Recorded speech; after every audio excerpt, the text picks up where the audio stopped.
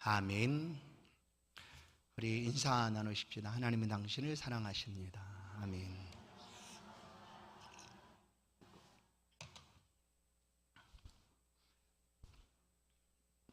그래도 우리는 한 주일에 딱 한 번씩은, 최소 한 번씩은 누군가를 향하여 하나님 사랑합니다, 이 사랑을 고백하고 있습니다. 그래 참 좋습니다. 할 수 있다면 많이 하십시오. 많이 사랑합니다, 사랑합니다, 이렇게 많이 하십시오. 오늘 거라사 광인이라는 제목으로 말씀을 함께 나누겠습니다. 예수님께서 밤바다를 급하게 지나가신 이유가 있었습니다. 제자들을 재촉해서 갈릴리 바다를 그렇게 급하게 지나가신 이유는, 첫 번째는 제자들에게 예수 그리스도가 어떠한 능력을 가지고 계시는지 그들로 직접 목도할 수 있도록, 그 자연적인 상황 속에서 예수 그리스도의 능력이 어떠한지를 그들이 직접 목도할 수 있도록 그 밤바다를 지나갑니다. 과연 이가 누구시기에 바람과 바다도 순종하는가 하고 제자들이 예수님 앞에 엎드렸던 것처럼, 그러나 그것으로만 예수님께서 그 밤을 그렇게 재촉하여 지나가는 것이 아니었습니다. 바로 건너편, 갈릴리 바다 건너편, 배가 도착하는 그 건너편, 그 지역이 바로 데가볼리, 거라사, 또는 마태복음은 가다라라고 표현하고 있는 지역입니다. 그 지역에 자유롭지 못한, 자유가 억압되고 자유 없이 살고 있는 한 사람을 예수님이 보셨기 때문입니다. 성도 여러분, 예수님이 이 땅에 우리를 자유케 하기 위하여 오신 줄로 믿습니다. 진리를 알지니 진리가 너희를 자유케 하리라. 그럼 진리가 무엇인가? 예수님은 요한복음 14장 6절에서 내가 곧 길이요 진리요 생명이니라고 얘기합니다. 예수 그리스도가 진리입니다. 그래서 우리가 예수 그리스도를 아는 것, 곧 예수 그리스도 안에 있을 때, 믿음 안에 거할 때 우리는 참 자유로웠습니다. 어떤 자유인가? 인류가 아담과 하와의 범죄함으로 아무도 그 구속 속에서 벗어날 수가 없었습니다. 죄와 사망의 구속이죠. 그 죄와 사망 때문에 인간은 자유로울 수가 없었습니다. 언제나 이 죄와 사망 가운데 붙잡혀 삶을 온전히 살아갈 수가 없었습니다. 그러나 예수께서 우리를 자유케 하시기 위하여 오셔서 그 모든 사망의 권세를 깨뜨렸습니다. 그리고 우리를 자유케 하셨다. 그래서 예수 그리스도 안에서 우리는 참 자유를 누리는 거예요.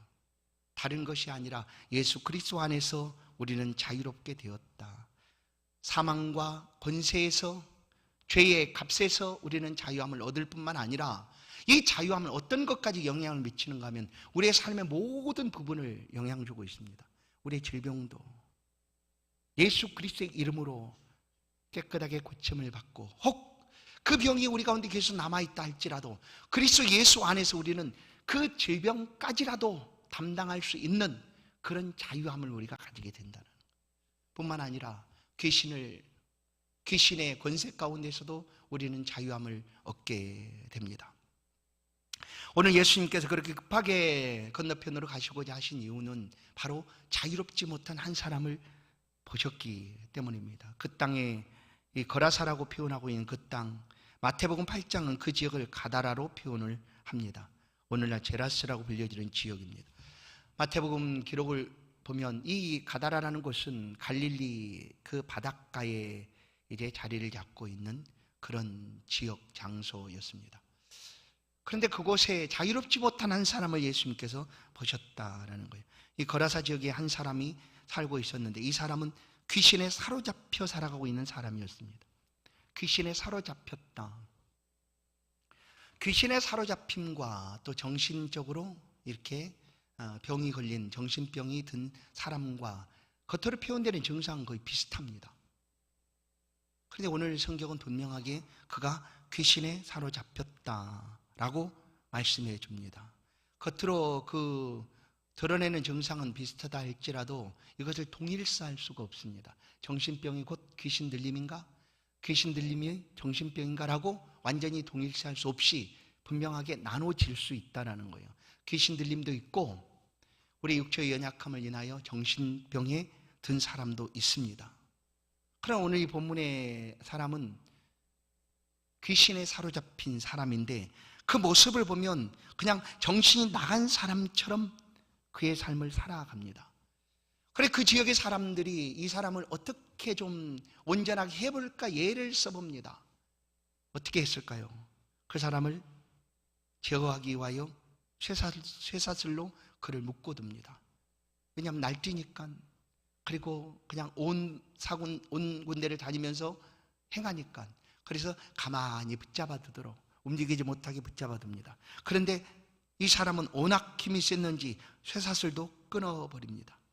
괴력을 발휘해서 그냥 쇠사슬도 탁 끊어버렸다. 그래서 더 이상 이를 제어할 힘이 그 동네 사람들에게는 없습니다.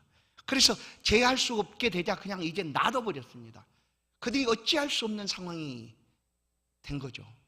그래서 그냥 놔둬버렸어요.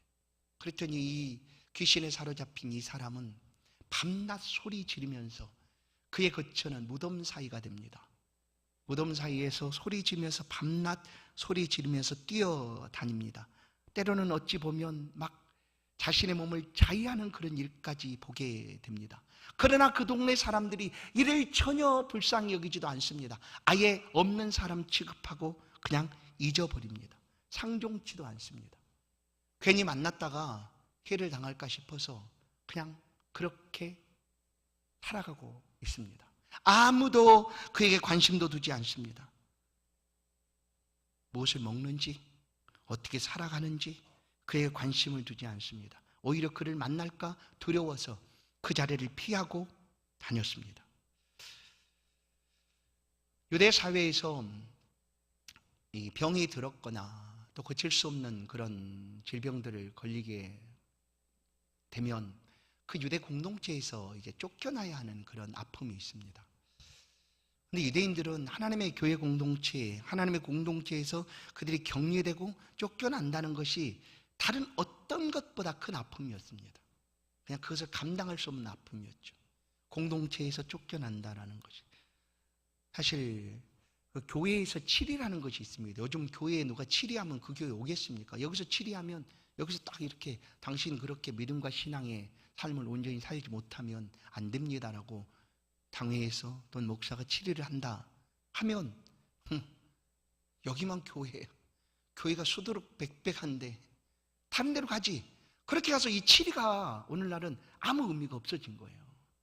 치리라는 게. 그런데 교회의 신령성과 교회의 거룩성을 유지하기 위해서는 이 치리라는 게 필요하거든요. 잘못했을 때 믿음 안에서 그 잘못한 것을 회개할 수 있도록 권면하고 치리하는 게 필요한데 그런 것들이 없어졌어요. 이 치리 중에 가장 큰 그 벌이 뭐냐면 벌이 뭐냐면 이제 쫓겨남입니다. 교회 공동체에서 내어 쫓는 거예요. 그런데 오늘날 그 의미가 없다니까요. 우리 교회 공동체에서 치리를 해서 이 사람을 내쫓으면 거기 안 가면 더 좋지. 다른 교회 가버리니까 그게 문제예요. 그러면 치리했으면 다른 교회에서도 이 사람이 치리를 받았다라는 것을 확인하고 그 교회에서도 신령한 은혜를 따라 돌이키고 회개할 수 있도록 권면을 하고 그렇게 해서 받아야 되는데 그게 아니지 않습니까? 그러니까 공동체에 내어쫓는다는 게 가장 큰 성도들에게 벌인데 그 의미가 없어지는 거예요.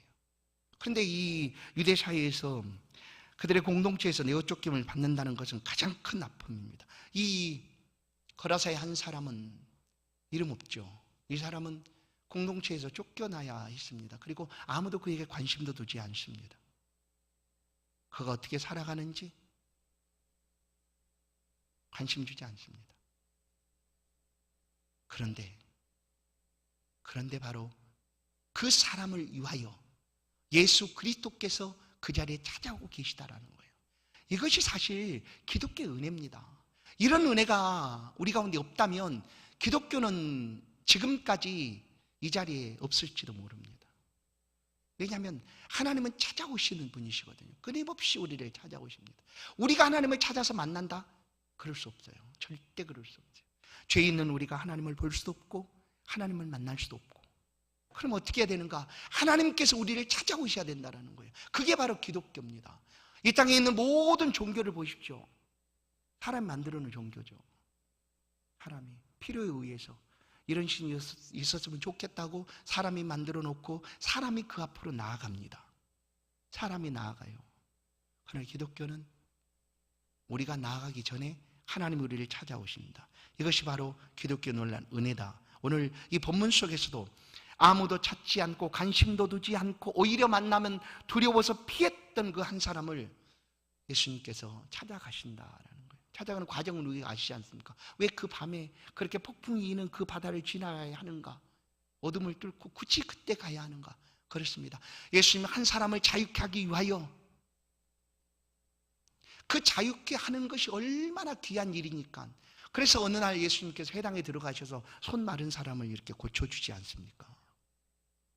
그런데 유대인들은 오늘만 날입니까? 왜 안식일에 하지 말아야 될 그럴 일을 하고 있습니까? 조금만 참으면 다음날 돼서 그때 하면 될 것을 이렇게 생각했어요. 그래 예수님 보십시오. 예수님은 즉시입니다. 즉시. 그동안 얼마나 고통 중에 있었을까? 얼마나 조금이라도 빨리 이 얽매임과 억압 가운데 있는 이 사람을 자유케 하기 위하여 예수님 지체하지 않고 그 자리에 찾아오셨다라는 거예요. 오셔서 그를 만나게 됩니다. 6절을 보십시다. 6절 그가 멀리서 보고 예수께 달려와 절하며 큰 소리를 부르짖었다. 그러나 이미 예수님께서 그를 먼저 아시고 보신 후에 이 말씀 기록되기 전에 이 8절 말씀을 보면 뭐라고요? 더러운 귀신아 그 사람에게서 나오라라고 먼저 예수님이 말씀을 하신 거예요. 더러운 귀신아 나와라. 보는 즉시. 왜냐하면 예수님 지금 그 한 사람을 위하여 찾아가셨고 그가 어떤 상황인지 아시기 때문에 보시는 순간 예수님은 그에게 들어있는 모든 귀신을 내어 쫓습니다. 더러운 귀신아 나와라 라고 소리쳤습니다. 그러자 이 사람이 달려와서 예수님 앞에 큰 소리로 부르짖고 절을 합니다. 잘 보시면 귀신 들린 사람이라고 얘기했잖아요. 그러면 이 본문 속에서 이 귀신 들린 사람의 모습을 보면 어떤가 하면 굉장히 뛰어난 존재라는 것을 알 수가 있습니다. 왜냐하면 귀신도 우리가 상대하기에 버거운 존재죠. 왜냐하면 영적인 존재니까. 우리가 그냥 싸워서 이길 수 있는 존재가 사실은 아니에요. 그러나 이길 수 있는 유일한 비결은 예수 그리스도의 이름을 가지고 우리가 나갈 때 주께서 우리 가운데 임해 주신 그 권세를 가지고 사단과 귀신을 내어 쫓을 수 있는 능력을 힘입어 행할 때 귀신은 쫓겨나가는 줄로 믿습니다. 오늘 이 귀신이 예수를 보고 어떻게 하는가 보면 오늘 6절을 보십시다. 6절을 보면 멀리서 보고 달려와 절하되 이게 뭡니까? 그냥 엎드렸다는 얘기 아니에요? 그냥 예수님 앞에 그냥 엎드렸어요. 벌벌 떨면서 엎드렸을 거예요. 벌벌 떨면서. 왜냐하면 귀신은 영적인 존재고 예수 그리스도가 누구란 것을 너무나 잘 알고 있습니다. 7절을 보십시다. 큰 소리를 부르짖으되 지극히 높으신 하나님의 아들 예수여 나와 당신이 무슨 상관이 있나. 여러분 이 말씀 우리가 그냥 지나치는데 보세요.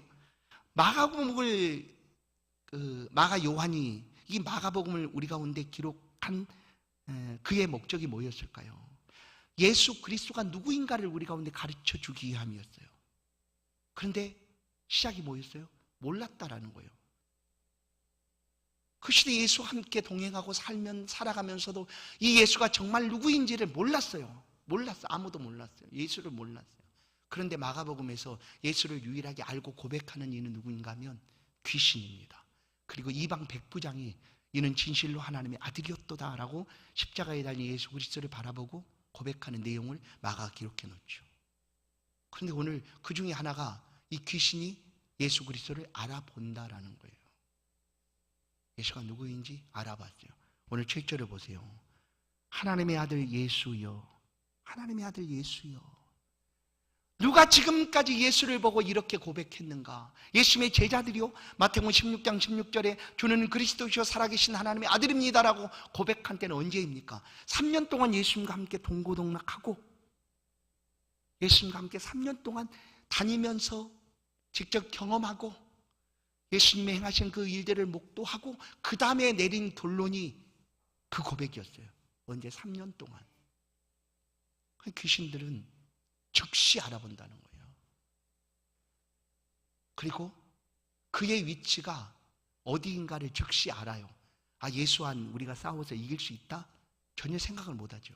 감히 원천하 만물의 주인이신 주 앞에 감히 대적할 수 있는 게 아니에요. 대적할 수 있는 게. 그래서 그 귀신이 예수를 알아보고 엎드려서 하는 말이 이래요. 나와 당신이 무슨 상관이 있나이까? 원하건대 하나님 앞에 맹세하고 나를 괴롭게 하지 마옵소서. 하나님께 맹세해달라고 얘기해요. 나를 제발 괴롭게 하지 말라고. 나를 좀 괴롭게 하지 마십시오. 이것은 귀신의 위치가 어디인가를 그가 너무나 잘 아는 거죠. 예수 그리스도와 견줄 수 있는가? 아, 내가 대적해서 이겨서 싸울 수 있는가? 그렇게 생각을 못해요. 왜냐하면 귀신은 예수님보다 보면 관계 속에서 완전히 하수죠, 하수. 대적할 수 있는 그런 관계가 아니에요. 그냥, 그래서 이 귀신들은 예수님 앞에서 벌벌 떠는 거예요. 그리고 저를 무적행 속으로 보내지 마십시오. 무적행은 언제예요? 예수 그리스도께서 이 땅에 재림하시고 영원한 불못, 곧 더 이상 귀신과 사단의 무리들이 이 땅을 주장할 수 없는 그런 때죠. 그때가 되면 최후가 되는 거죠. 그러니까 지금 당장 그 최후의 일을 나에게 행하지 마십시오 하고 구하는 거예요. 누구에게? 예수님께. 아무도 몰랐던 예수 그리스도를 이 귀신은 알아봅니다. 그리고 그의 입으로 예수가 누구인가를 고백하지요. 그러면 이제 우리가 한 가지 물음을 던질 수가 있어요. 아, 그러면 귀신도 예수를 알아보는데, 아는 것이 참이잖아요. 그 안다는 것은 참이에요. 하나님의 아들 예수요 라고 알고 있다는 것은 참이에요. 그러면 예수를 안다는 것만이 영생을 얻는 그런 조건이냐 라고 한다면 아니다라는 거예요. 그래서 야고보서 기록을 통하여 나 믿는다 라고 얘기할 때 그 야고보 서신에서 이렇게 말하지 않습니까? 아하, 귀신들도 믿고 떠느니라 그래요. 귀신들도 믿고 떠느니라. 그런데 그 믿음이 참 믿음이라고 우리가 말할 수 있는가? 아니에요. 귀신들은 절대로 하나님을 믿지 못해요. 믿는다면 어디까지 포함되어야 하는가를 얘기하는 거죠. 단순히 아는 것, 아, 내가 성경도 알고 천지 만물의 이야기도 알고 하나님이 계신 것도 알아.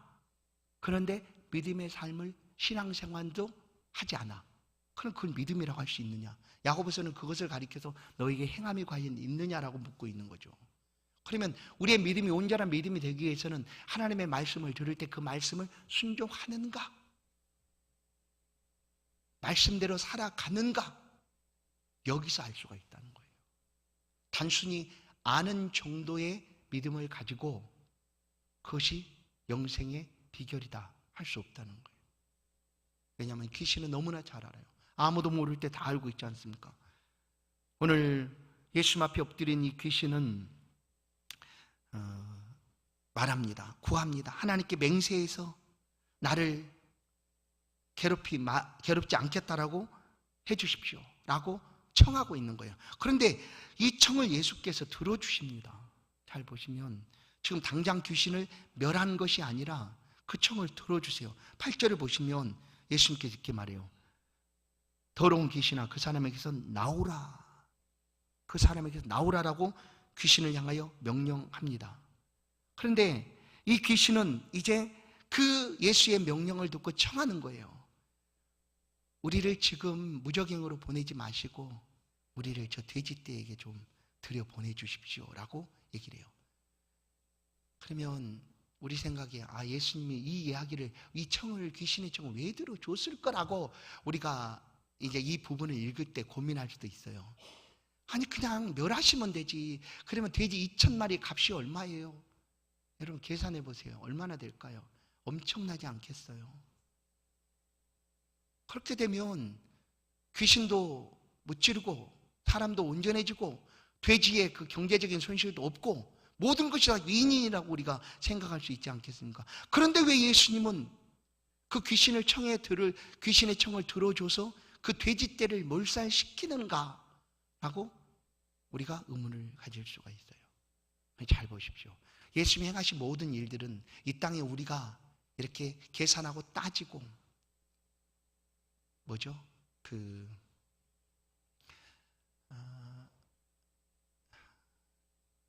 돈을 들인 만큼 가성비야. 이 생각이 안 나는. 가성비 따지고 그러지 않아요. 경제적인 논리로 예수님은 한 영혼을 구원하는 일에 그렇게 계산하지 않는다라는 거예요. 그걸 보여주는 거예요. 오늘 우리 가운데. 우리의 생각은 아주 쉽잖아요. 아니 예수님이 왜 이 귀신의 청을 들어줘가지고 그 지역에 2,000마리나 되는 돼지들을 몰살시키는가? 그럼 그 계산해보면 그 경제적인 손실이 얼마나 많은데 왜 그렇게 하실까? 라고 우리가 생각하겠지만 예수님께서 행하시면요, 한 영혼을 구원하는 일에 있어서 어떤 경제적인 논리나 가치를 따지지 않는다는 거예요. 그냥 한 영혼 그대로를 보십니다. 그래서 이 한 영혼을 건져내는 일이 얼마나 큰 가치가 있고 값어치가 있고 값이 필요한가를 말씀하는 거예요. 우리는 누군가의 복음을 듣고 전도함을 받고 예수를 믿게 되어서 그 예수 믿음의 값이, 지불된 값이 나에겐 하나도 없다고 생각하고 이 하나님이 불러주신 이 은혜에 대해서 누군가는 값싼 은혜가 아닐까, 모두 다 그냥 구원을 얻을 수 있는 거니까 라고 생각할 수가 있어요. 값없는 은혜, 값싼 은혜가 아닌가. 그러나 그럴까요? 그렇지 않아요. 여러분, 돼지떼 2,000마리를 계산하면 그 지불하고 한 영혼을 구원해 내신 것을 보면 그 비용을 계산하면 엄청나겠죠. 그러나 이것과 비교할 수 없는 값을 주고 우리가 지금 하나님 앞에 하나님은 내 하나님이시고 예수님이 나의 주님이다라고 고백하게 되었다는 거예요. 그 값이 뭘까요? 생명값입니다. 생명값. 그것도 하나님의 독생자 예수 그리스도의 생명값입니다. 물론 사람의 생명값을 각각의 다른 사람들 비교해서 매길 수는 없겠죠. 모든 생명은 천하보다 귀하니까. 오늘 우리에게 이렇게 은혜를 베푸시기 위하여 예수 그리스도는 2,000마리 돼지요? 그거 비교할 수 없어요. 따진다면. 그래서 오늘 이렇게 말씀하는 거예요. 거라사 광인이 자유로 빼앗기고 그냥 귀신에 의하여 사로잡혀 삶을 온전히 살아가지 못하고 있는 그 한 사람의 영혼을 온전하게 하고 구원하시기 위하여 아무도 관심 두지 않고 그를 위하여 행하지 않고 있던 그때에 예수님은 그 밤에 찾아가셔서 이 광인을 회복시켜 주셨다라는 거예요. 그리고 그 회복시키시기 위하여 그 많은 값을 지불하고 계신다. 바로 2,000마리나 되는 돼지떼의 값을 지불하셨어요. 그래도 이 한 영혼이 귀하다라고 얘기하는 거예요. 그만큼을 지불하고로서라도 이 한 영혼을 구원해내는 것이 귀하다라는 거예요.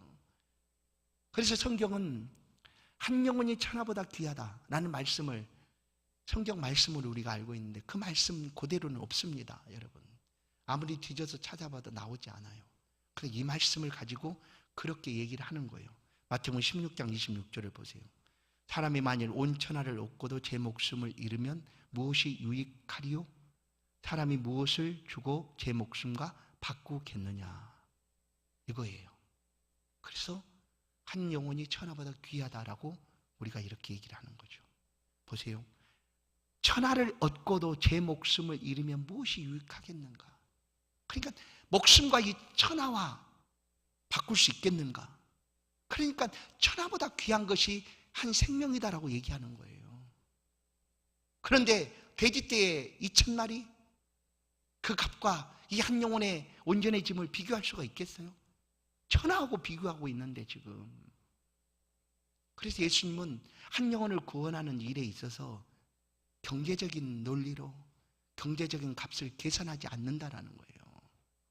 그냥 그 한 영혼 자체가 너무나 귀하기 때문에 그 영혼을 위하여 자신의 생명을 내어주시기까지 하신 분이세요. 그렇게 거라사 광인이 이제 온전하여 지게 됩니다. 귀신이 돼지떼에 들어가고 그 돼지떼가 몰살해서 2,000마리가 다 죽어버렸어요. 그러나 그 자리에 있던 귀신 들린 한 사람은 온전하여 졌습니다. 우리가 무언가에 사로잡히면 자유를 잃어버리고 말죠. 이 사람은 귀신에게 사로잡혔어요. 그것뿐만 아니죠. 세상의 물질, 세상의 권력, 도박, 마약, 그 어떤 것에든지 우리가 사로잡히게 되면 우리의 자유가 사라지고 말아요. 술도 마찬가지입니다. 그래서 술이라는 것을 그냥 술 그대로 이거 술 먹으면 안 돼, 이런 의미 때문에 그렇게 말하는 것이 아니라 성경 분명하게 얘기하죠. 술 취하지 말아라. 왜냐하면 취하게 되면 자유가 사라지는 거예요. 그렇죠? 술에 의해서 자신이 누려야 될 자유가 사라지고 없어져 버려요. 똑같아요. 마약이나 도박이나 또한 권력의 이런 것이나 똑같은 거죠. 술도 뭐 그렇게 보는 거예요. 그래서 술 취하지 말라고 얘기하는 거예요. 왜냐하면 술 취하게 되면 너의 자유가 사라진다. 그런데 한 가지 술 취함과 동일한 표현으로 이거에 이 대꾸되는 표현으로 하시는 말씀이 뭐예요? 우리가 기억하죠. 에베소 5장 18절의 말씀처럼 뭐예요? 술 취하지 말라. 이는 방탕한 것이요. 그 다음 뭐예요? 오직 성령의 충만을 받으라 이거예요. 그러면 성령의 충만을 받게 되면 우리의 자유가 사라지는가? 성령에 의해서 우리가 삶을 살아가게 된다는 거예요. 성령은 하나님의 깊은 것까지도 아시는 분이세요. 성령은. 그래서 하나님의 마음을 잘 아시는 그분께서 나를 붙들고 가시면 내가 그 안에서 마음껏 주를 위하여 하나님의 나라와 영광을 위하여 살아갈 수 있다. 그래서 충만함을 받으라고 얘기하는 거예요. 다른 것에 취하지 말고, 다른 것에 취하면 너의 자유가 구속되고 사라지니 성령의 충만함을 받으라. 그러면 성령께서 우리의 자유를 빼앗아가는 것이 아니라 우리 안에 있는 그 자유로움을 가지고 하나님의 영광을 높이는 일에 온전히 사용하게 될 테니까. 그래서 성령 충만함을 받으라고 말하고 있다라는 거예요. 이제 이 한 사람이 귀신에게 노임을 받게 됩니다. 잃어버렸던 그 자유가 다시금 회복됩니다. 동네 사람들이 그를 보고 얼마나 기뻤을까요? 전에는 두렵고 무서웠던 그가 온전히 회복되어 앉아있는 것을 보고 아주 기뻐하고 즐거워했어요. 그리고 그것을 본 사람들이 동네로 달려가서 얘기했어요. 야, 그 있잖아, 그 무덤 사이에 돌아다니는 미친 사람, 그 사람이 온전해졌어. 예수라는 사람이 와서 그를 온전케 했어. 그래서 와서 그 얘기를 듣고 사람들이 그 가운데 달려왔어요. 그 달려와서는 그 사람을 본 게 아니라 없어진 돼지 때문에, 사라져버린 2,000마리 돼지 때문에 예수 그리스도를 그 지방에서 내어 쫓아버립니다. 떠나기를 구하였다라는 거예요. 떠나주십시오. 제발. 제발 좀 부탁하는데 여기서 좀 떠나주십시오. 왜 그랬을까요? 예수님 한 영혼을 구원하는 일에, 한 영혼을 온전케 하는 일에 이런 경제적인 그런 가치를 따지지 않았어요. 그런데 이 사람, 동네 사람들은 한 사람이 온전해졌다? 그것보다 돼지떼 2,000마리가 사라진 것이 더 걱정스러운 일이었어요. 한 영혼이 그냥 미친 사람처럼 그렇게 뛰고 돌아다닐 때 그들은 관심조차 두지 않았어요. 그가 온전해졌는데, 처음에는 좋았는데 그 값으로 2,000마리 돼지가 지불됐다라는 얘기를 듣고는 예수님께 나와서 그들이 말합니다. 조용히 얘기합니다. 예수님 좀 떠나주십시오. 우리가 당신을 감당할 수 없어요.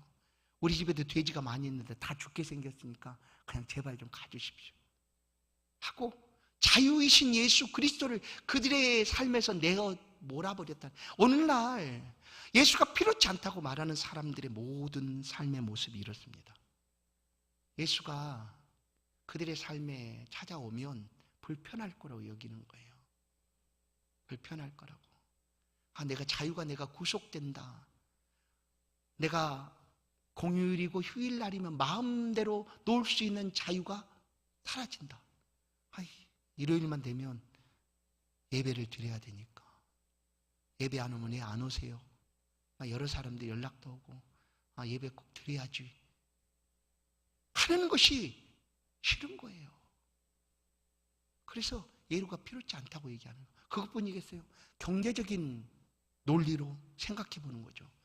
교회 가면 헌금해야 된다는데. 헌금이 뭐야? 11조도 드려야 된다는데. 나 못해. 나 못해. 그냥 나 예수 안 믿을래. 이거예요. 언제까지 우리의 삶이 경제적인 부분으로 우리가 가진 것으로 이 땅에서 영원토록 살 것 같습니까? 그것은 아무것도 쓸모없는 것처럼 다 사라지고 없어질 것들이에요. 남는 것은 뭐가 남느냐? 믿음, 소망, 사랑만 남아요.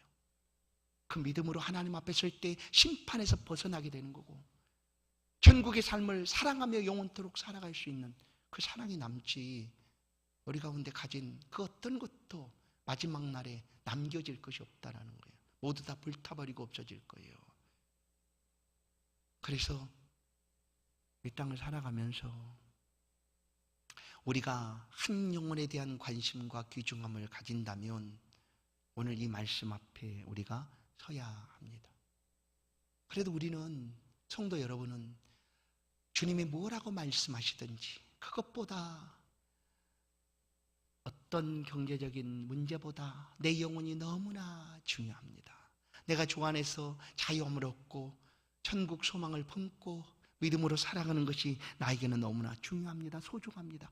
그래서 그냥 누군가가 당신 교회 오지 마세요, 문을 닫고 밀어내도 안 돼요. 나 교회 가야 돼요. 나 예수 믿어야 돼요. 그렇게 한 거 아니에요.